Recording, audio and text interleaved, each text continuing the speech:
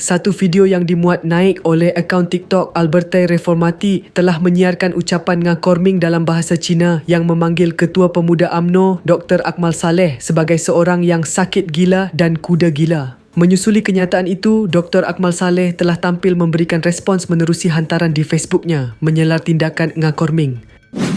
Bila kita berjuang mempertahankan agama, bangsa dan tanah air, ada pihak yang tidak senang hati dan melabelkan kita dengan gelaran sakit gila dan kuda gila. Apakah ini disebabkan RUU ura kamu yang telah kami gagalkan? Soal Akmal Saleh. Beliau turut menyatakan bahawa seseorang lebih hina jika individu yang gila kuasa dan tiada maruah adalah mereka yang hanya menumpang dalam kerajaan negeri Melaka tetapi takut untuk melepaskan jawatan kerana risau kehilangan kuasa dan gaji yang besar untuk kepentingan diri sendiri.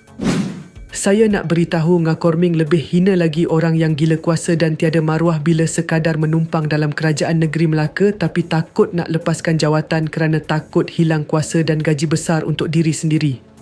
Kamu label lah apa sekalipun, yang penting aku buat demi untuk pertahankan agama, bangsa dan tanah air aku, tegas Akmal Saleh.